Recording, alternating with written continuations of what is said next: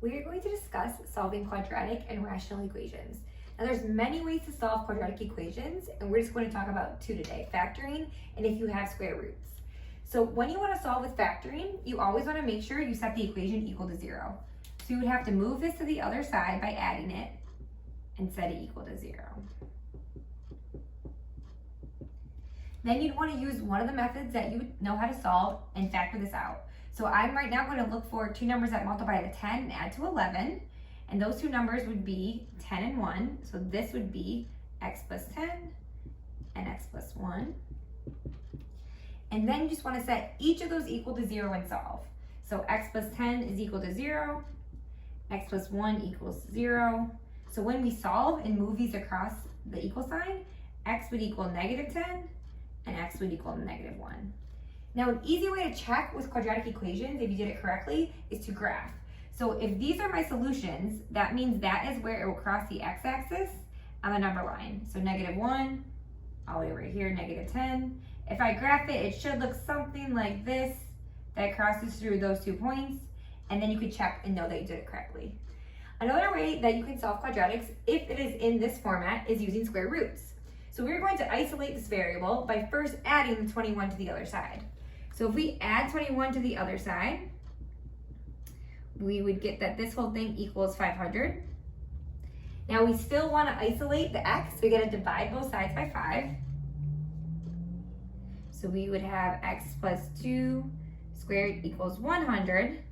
Now to eliminate the square, you take the square root of both sides.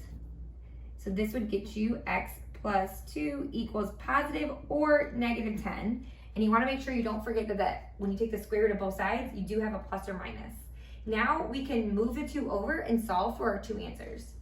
So we would have x equals negative 2 when you move it over, and then plus 10.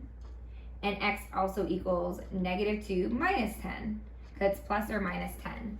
If we solve both of those equations, we would get this first one would equal positive 8, and the second one would equal negative 12.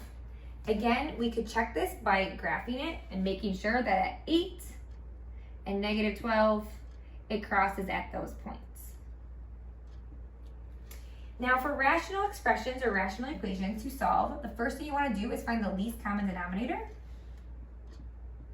So I'll start by looking at my numbers, 6, 2, and 6, and I want to find what the smallest number they all have in common and they all go into is. So not a factor, but what they all go into. So 6, 2, and 6, the smallest thing they all go into evenly would be the number 6. And then you want to take each exponent, you see it, to the highest power that it is. So we have x to the first, to the second, and to the first. So we would want x squared in our LCD. So this is the smallest thing that all 3 of these go into. Once we have the least common denominator, we can put that number and multiply it on the top of everything. So I'm going to put 6x squared here, 6x squared here, and 6x squared here. Now the reason we do this is because if we have done this correctly, we can cancel out the denominator and not use fractions anymore.